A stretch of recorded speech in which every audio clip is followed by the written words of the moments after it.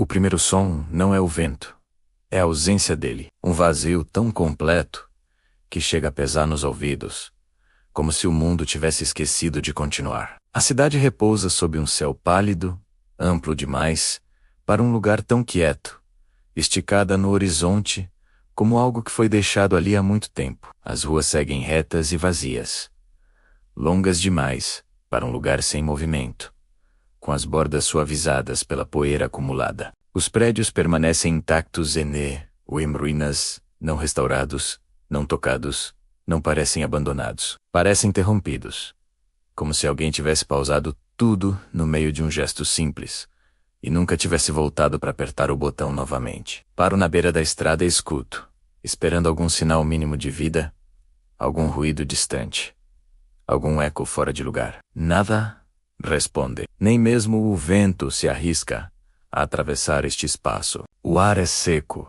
ralo, quase sem peso, difícil de explicar, como se respirar aqui exigisse menos esforço do que deveria. A luz do sol repousa sobre os telhados, sem aquecer, friar, e neutra. Como uma lâmpada acesa em um cômodo vazio, onde ninguém entra.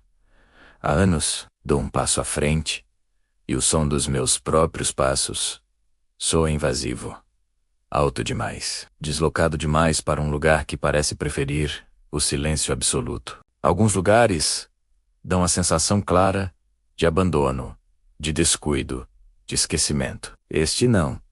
Este parece incompleto, como uma frase interrompida antes do ponto final. Avanço mais fundo na cidade, com cuidado, consciente de como o som viaja longe quando não há nada para quebrá-lo. Cada passo ecoa mais do que deveria.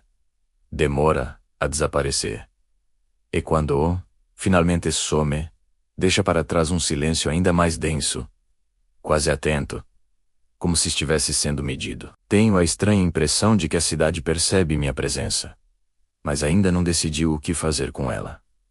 As casas estão abertas, não arrombadas, não violadas, apenas abertas, como se alguém tivesse saído para uma tarefa curta e nunca mais voltado. Portas ficam entreabertas, presas entre decisões que jamais foram concluídas. Cortinas repousam imóveis nas janelas, congeladas no meio de um movimento que nunca termina. Dentro, os cômodos estão limpos, organizados estranhamente intactos. Os móveis permanecem onde foram usados pela última vez. As mesas estão vazias, mas não empoeiradas, como se o tempo tivesse passado por aqui, com extremo cuidado, sem tocar em nada. Entro em uma delas e paro na soleira, esperando algo acontecer. O interior é mais fresco, mais estável, como se estivesse isolado do mundo exterior. O cheiro é quase inexistente, neutro demais, lembrando papel guardado por muito tempo. Imagino pessoas caminhando por esses mesmos espaços,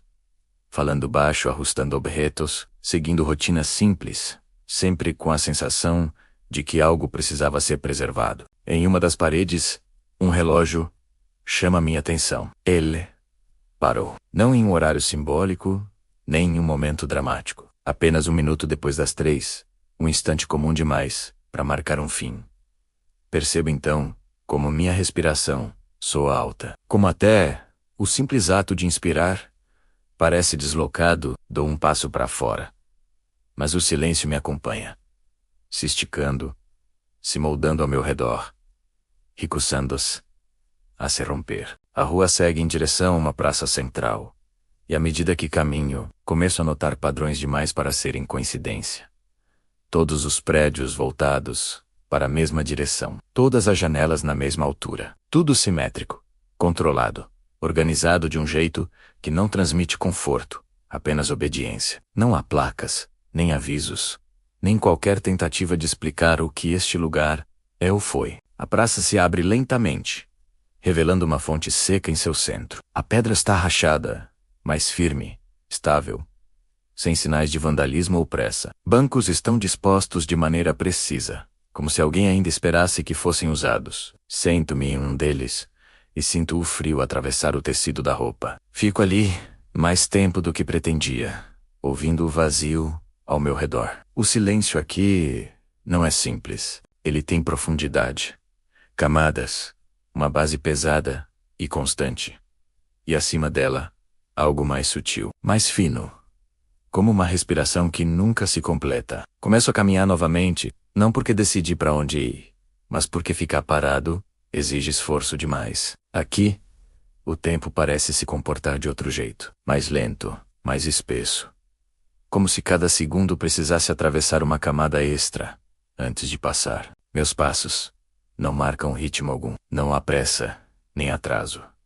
Apenas continuidade. Tenho dificuldade em lembrar há quanto tempo estou aqui. Minutos parecem longos demais, mas horas não se acumulam. Tudo permanece suspenso em um presente constante. Percebo detalhes, pequenos demais, para importar, mas que insistem em chamar a atenção. Uma folha seca no chão que nunca se move. Um pedaço de papel preso a uma grade, imóvel, mesmo quando tento soprar o ar em sua direção. Até meus próprios pensamentos parecem desacelerar, se alongar, perder bordas definidas. Ideias começam, mas não se concluem. Perguntas surgem, sem urgência por respostas. A cidade não exige nada de mim, e talvez seja exatamente isso que a torna tão difícil de deixar. Em certo momento paro no meio da rua e fecho os olhos. Espero ouvir algo, qualquer coisa, mas o silêncio permanece estável, uniforme, quase confortável.